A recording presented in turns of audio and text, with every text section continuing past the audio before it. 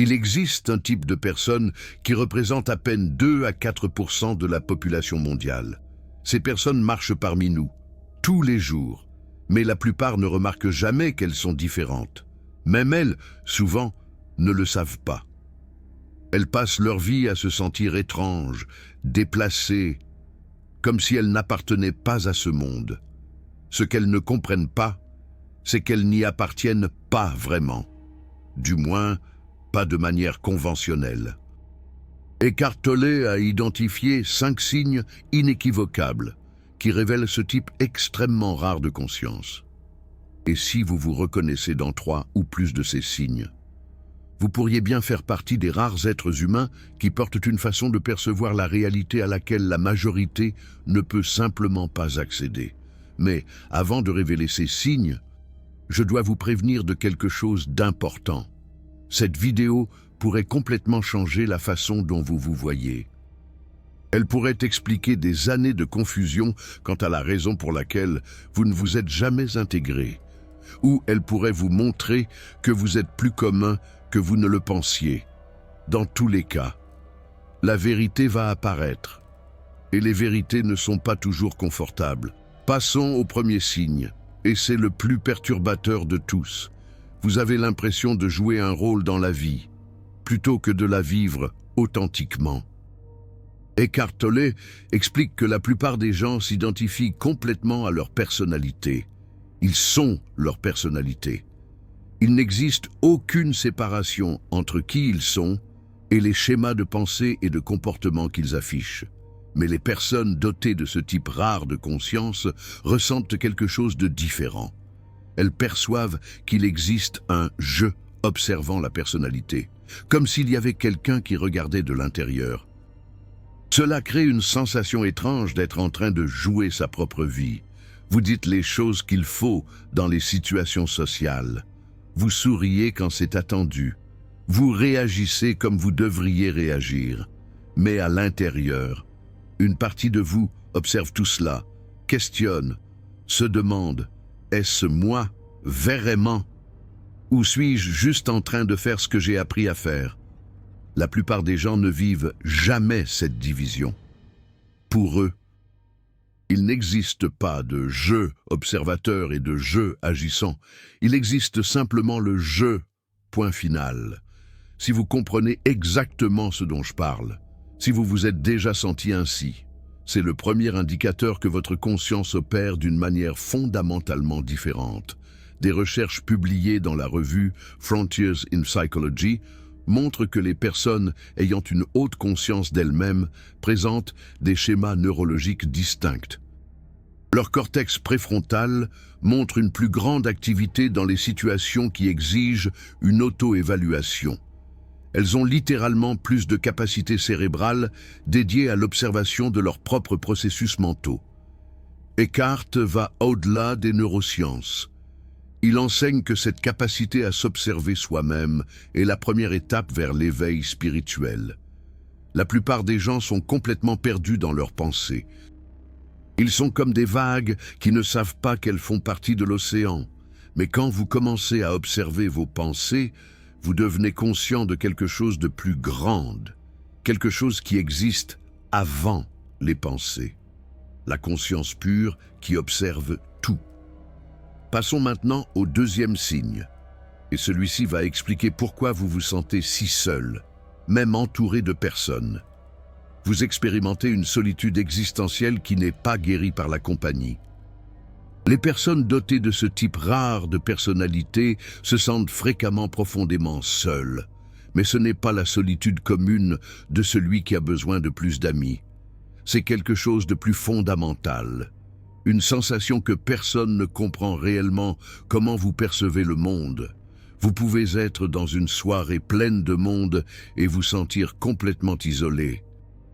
Vous pouvez avoir des relations intimes et pourtant sentir qu'une partie essentielle de vous reste invisible. Ce n'est pas que les gens ne se soucient pas de vous, c'est qu'ils ne parviennent pas à voir ce que vous voyez, ne parviennent pas à sentir ce que vous sentez, ne traitent pas la réalité de la même manière. Eckhart Tolle a vécu cela intensément après son éveil. Il raconte que pendant les 2 années qu'il a passées assis sur les bancs d'un parc à Londres, il a expérimenté une solitude paradoxale. Il était en paix absolue, mais aussi complètement seul dans sa façon de percevoir. Sa famille pensait qu'il était devenu fou. Ses amis ne comprenaient pas ce qui lui était arrivé. Il ne parvenait pas à expliquer en mots ce qu'il vivait. Cela arrive parce que le langage a été créé pour décrire des expériences communes. Quand votre expérience sort de l'ordinaire, les mots échouent. Vous essayez de décrire ce que vous sentez et les gens entendent quelque chose de complètement différent de ce que vous vouliez dire. Éventuellement, vous arrêtez d'essayer. Et ce silence augmente la solitude. Mais voici le paradoxe qu'Eckhart enseigne. Cette solitude existentielle est en réalité un signe d'approche de la vérité. La plupart des gens évitent cette solitude à tout prix, remplissent chaque moment avec de la distraction, du bruit, du divertissement, des conversations superficielles, n'importe quoi pour ne pas avoir à faire face au vide. Les personnes dotées de ce type rare de conscience ne fuient pas le vide, elles le contemplent, elles se lient d'amitié avec lui. Et dans ce processus, elles découvrent quelque chose que la majorité ne découvrira jamais. Le vide n'est pas vide, il est plénitude, il est conscience pure, attendant d'être reconnu. Eckhart fait une distinction importante ici. Il existe la solitude de l'ego et la solitude de l'âme. La solitude de l'ego est nécessiteuse, veut être remplie, crie après l'attention et la validation. La solitude de l'âme est différente. Elle est sereine, contemplative. Elle ne veut pas être remplie parce qu'elle est déjà complète en elle-même. La plupart des gens ne connaissent que la solitude de l'ego. C'est pourquoi ils la fuient. Mais les personnes dotées de ce type rare de conscience commencent à expérimenter la solitude de l'âme. Au début, ils confondent les deux, pensent qu'ils souffrent, mais avec le temps, ils réalisent « cette solitude ne fait pas mal, elle nourrit, et c'est en elle que les plus grandes révélations se produisent ». Eckhart passait des heures seul, dans un silence absolu, non pas parce qu'il était antisocial, parce que la solitude était son laboratoire de conscience. C'est là qu'il explorait les profondeurs de l'être, c'est là que les vérités les plus profondes se révélaient. Si vous ressentez cette solitude existentielle, considérez la possibilité qu'elle ne soit pas un problème à résoudre. Elle peut être une invitation, un appel à aller plus profond, pour découvrir qui vous êtes réellement quand tous les masques sociaux sont retirés. 3e signe, et c'est celui qui confond le plus les gens autour de vous. Vous avez perdu intérêt pour les choses qui vous motivaient auparavant. Ce n'est pas de la dépression au sens clinique, c'est quelque chose de différent. Un désintérêt progressif pour les quêtes conventionnelles, succès financier, statut social, accumulation de possessions, approbation des autres. Des choses qui semblaient importantes auparavant cessent simplement d'avoir un sens. Des études publiées dans Psychology Today en janvier 2024 montrent que ce phénomène est courant chez les personnes traversant un éveil spirituel. Les chercheurs appellent cela une dissolution des valeurs conditionnées. Les objectifs que la société programme dans les gens dès l'enfance cessent d'exercer un pouvoir motivationnel. Eckhart Tolle l'explique de manière simple. Quand vous commencez à percevoir que le moi qui recherchait ces choses était une illusion, les recherches elles-mêmes perdent leur sens. C'est comme découvrir que vous étiez en train de jouer à un jeu vidéo en pensant que c'était la vie réelle. Une fois que vous percevez la nature du jeu, l'urgence de gagner disparaît. Le problème, c'est que pour les autres, vous semblez avoir abandonné. Vous semblez démotivé, paresseux même. Ils ne comprennent pas que vous n'avez pas perdu la motivation. Vous avez transcendé une forme limitée de motivation. La motivation basée sur l'ego et le manque a été remplacée par quelque chose de plus profond. Mais ce quelque chose de plus profond ne se traduit pas bien en objectif conventionnel. Les personnes avec ce type rare de conscience rencontrent fréquemment des difficultés dans les environnements corporatifs traditionnels, pas parce qu'elles ne sont pas capables, mais parce que les systèmes de récompense de ces environnements ne résonnent plus. Promotion, bonus, titre, reconnaissance publique. Rien de tout cela ne motive quelqu'un qui a déjà perçu que l'identité derrière ses recherches est illusoire. Un élève d'Eckhart Tolle a décrit cela parfaitement. Il a dit « C'est comme regarder tout le monde courir un marathon avec beaucoup d'enthousiasme. Et vous savez que la ligne d'arrivée n'existe pas, qu'ils courent en cercle. Vous n'êtes pas paresseux de ne pas courir. Vous voyez simplement ce qu'ils ne parviennent pas encore à voir. Cela peut créer des conflits sérieux avec les familles et les amis qui sont encore dans la course. Ils vous poussent à être plus ambitieux, à vouloir plus, à gravir les échelons. Et chaque fois que vous essayez d'expliquer que ce n'est pas un manque de capacité, mais un changement de perspective, ils ne comprennent pas. Ils pensent que vous avez des problèmes, une dépression, une crise de la quarantaine. N'importe quelle étiquette qui explique votre comportement sans remettre en question le système. Mais attendez, cela ne signifie pas que les personnes éveillées ne font rien. Eckhart Tolle travaille, écrit des livres, donne des conférences, a une organisation. La différence est d'où vient l'action. Elle ne vient pas d'un ego qui veut prouver quelque chose. Elle vient d'un lieu de présence qui répond simplement à ce que la vie demande dans l'instant. Quatrième signe. Ceci va expliquer pourquoi vous vous sentez tellement affecté par la souffrance d'autrui. Vous avez une empathie qui frôle le surnaturel. Ce n'est pas seulement avoir pitié de quelqu'un, c'est littéralement sentir ce que l'autre personne ressent, comme si leurs émotions entraient dans votre corps, comme si leur douleur devenait votre douleur. Des recherches en neurosciences montrent que les personnes ayant un niveau de conscience élevé présentent une activité plus importante dans l'insula et le cortex singulaire antérieur, des régions associées à l'empathie et à la perception des états internes. Mais cela va au-delà de la neurologie. Eckhart Tolle enseigne que cette empathie intense est le reflet d'une vérité plus profonde. La sensation de séparation entre vous et les autres est une illusion créée par l'ego.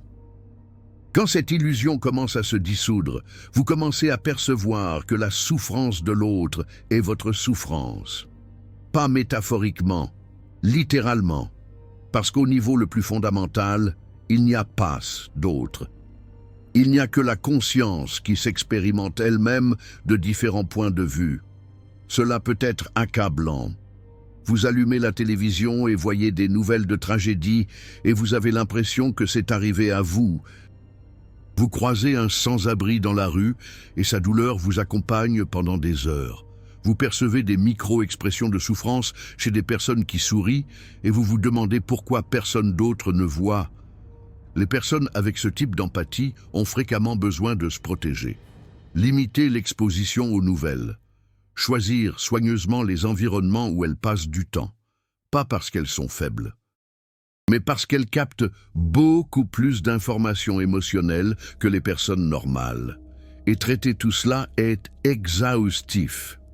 Eckhart Tolle enseigne que la clé n'est pas de fermer l'empathie, c'est développer la capacité de sentir sans être entraîné, de percevoir la souffrance sans s'identifier à elle, de maintenir la présence même quand les émotions sont intenses.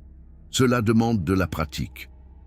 Mais il est possible de sentir profondément et de rester en paix en même temps. Il partage une technique spécifique pour cela. Quand vous sentez une émotion intense, que ce soit la vôtre ou celle absorbée de quelqu'un d'autre, arrêtez-vous un instant. Sentez où cette émotion est localisée dans votre corps, poitrine, estomac, gorge. N'essayez pas de changer quoi que ce soit. Observez simplement et alors demandez « Qui est en train de percevoir cette émotion ?» Cette question crée un espace entre vous et l'émotion, et dans cet espace, l'émotion peut exister sans vous dominer.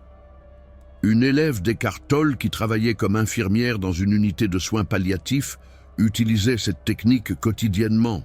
Elle absorbait la souffrance de patients en phase terminale et de leurs familles.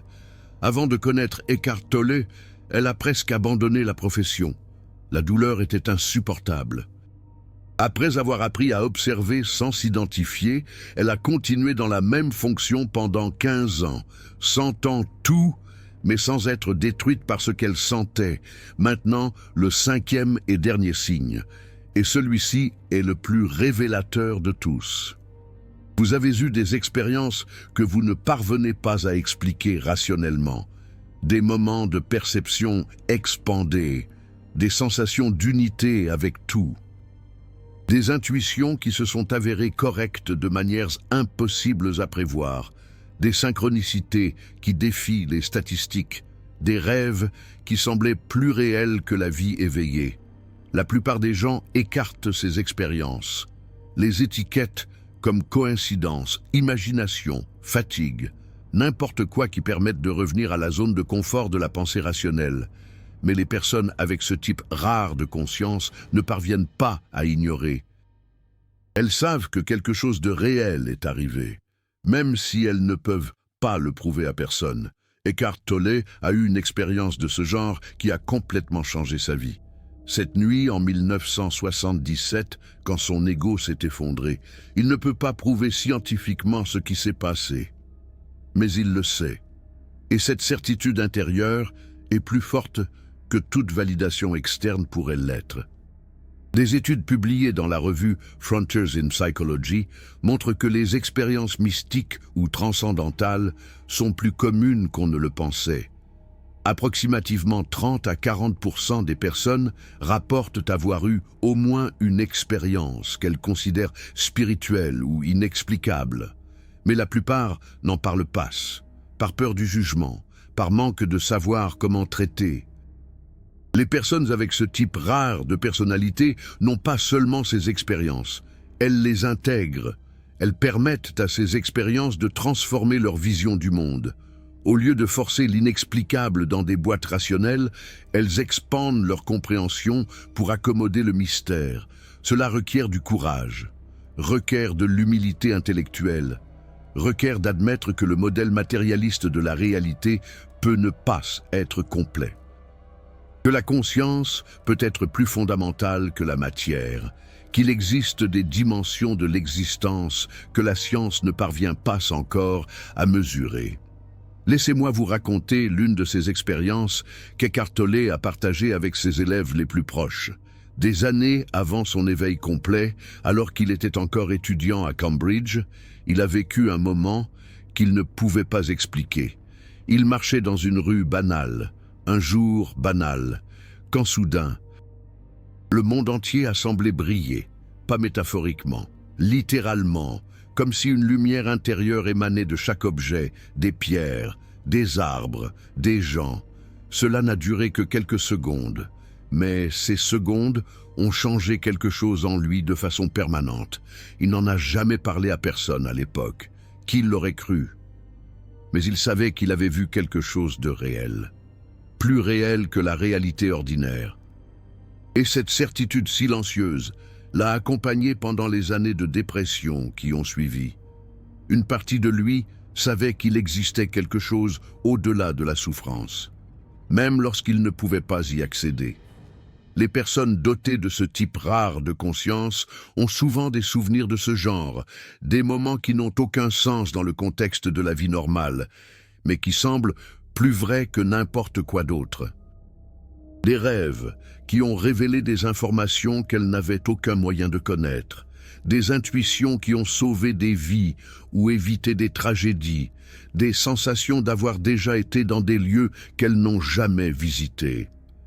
La science conventionnelle appelle ces expériences des anomalies cognitives, des dysfonctionnements du cerveau.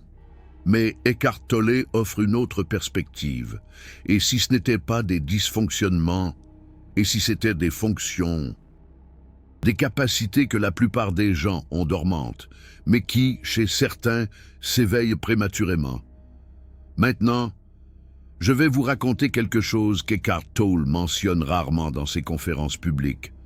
Vous vous souvenez quand j'ai dit que ces personnes représentent 2 à 4% de la population?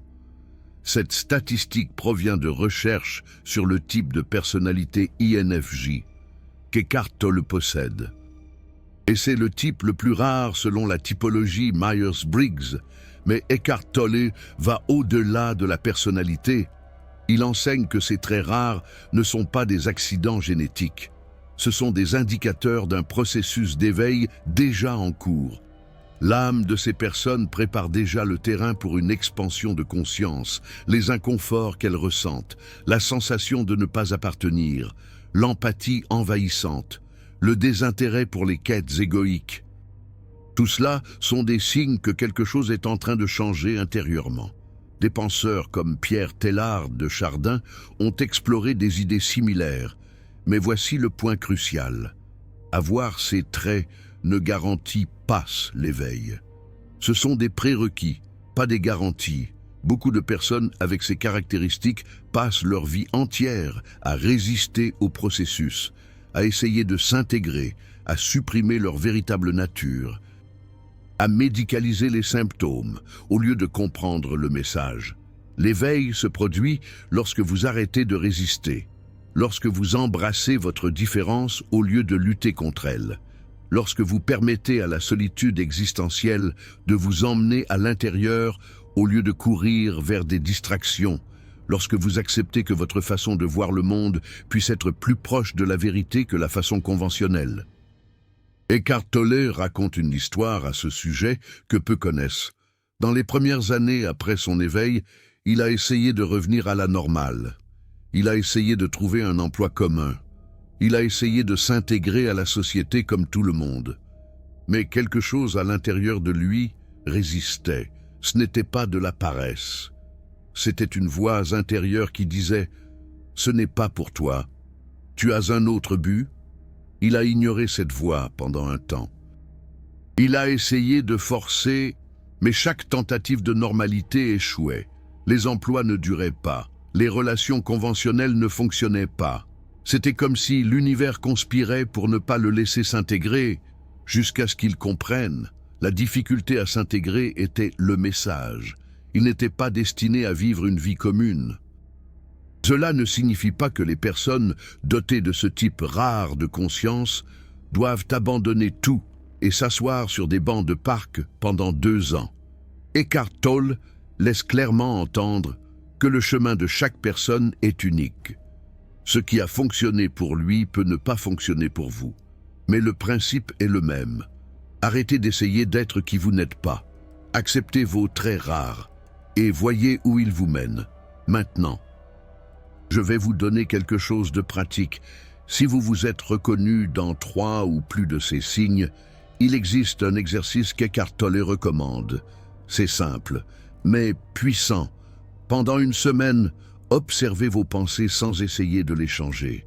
Ne luttez pas contre la solitude existentielle. Ne forcez pas la motivation là où elle n'existe pas. Ne bloquez pas votre empathie.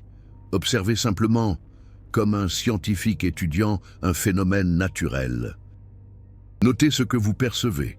Quelles pensées sont réellement les vôtres et quels sont des conditionnements sociaux? Quelles émotions viennent de l'intérieur et lesquelles vous absorbez des autres? Quels désirs sont authentiques et quelles sont seulement des tentatives de s'intégrer? Cet exercice d'observation est le premier pas pour transformer ces traits rares de fardeau en dons. Parce qu'une fois que vous arrêtez de résister, une fois que vous commencez à observer avec curiosité au lieu de jugement, quelque chose change. Les mêmes traits qui vous faisaient vous sentir étrange commencent à révéler votre véritable but. L'empathie envahissante devient capacité de guérir. La solitude existentielle devient portail vers la présence profonde. Le désintérêt pour les quêtes égoïques devient liberté de vivre authentiquement. Les expériences inexplicables deviennent confirmation que la réalité est beaucoup plus grande que l'ego peut comprendre. Vous venez de recevoir des connaissances qui peuvent transformer complètement la façon dont vous vous voyez. Si ce contenu a résonné, si vous avez senti que finalement quelqu'un comprend ce que vous expérimentez, considérez la possibilité de soutenir ce travail avec Super Thanks. Chaque contribution permet de créer davantage de vidéos comme celle-ci. Vous ne payez pas pour le contenu. Vous investissez dans l'éveil collectif. Vous aidez d'autres âmes rares à trouver validation et orientation. Eckhart Tolle enseigne que lorsque nous soutenons la dissémination de la conscience, nous devenons partie du mouvement d'éveil global. Vous cessez d'être spectateur, vous devenez participant actif. Maintenant, je veux vous entendre.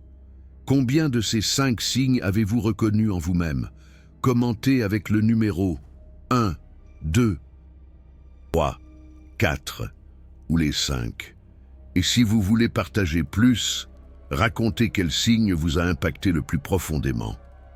Lequel d'entre eux vous a fait vous sentir vu pour la première fois? Je lis tous les commentaires et je ne fais pas que lire. Je prête attention parce que chaque personne qui commente ici révèle quelque chose sur son parcours. Et ces parcours se connectent, forment un réseau, une communauté d'âmes rares qui s'éveillent ensemble. Même séparés géographiquement, si vous connaissez quelqu'un qui se sent déplacé, différent, trop étrange pour ce monde, partagez cette vidéo. Cela pourrait être exactement ce que cette personne a besoin d'entendre. Cela pourrait être la validation qu'elle recherche depuis des années. Cela pourrait être le moment où elle cesse de se sentir défectueuse et commence à percevoir que sa différence est son plus grand cadeau. Eckhart Tolle a passé des années à se sentir faux. Sa dépression, son anxiété, son incapacité à s'intégrer, tout semblait prouver que quelque chose était cassé en lui, jusqu'à ce que son ego explose et qu'il réalise. Rien n'était cassé, tout se préparait. Ces mêmes traits qui causèrent la souffrance étaient ceux-là même qui allaient rendre la libération possible. Si vous vous êtes reconnu dans ces 5 signes, vous n'êtes pas défectueux, vous n'êtes pas bizarre, au sens négatif du terme, vous êtes rare. Et la rareté n'est pas un problème, c'est une opportunité. La question n'est pas « pourquoi suis-je différent ?» La question est « que vais-je faire de cette différence ?» Vais-je continuer à lutter contre elle? Ou vais-je finalement l'embrasser et voir où elle me mène?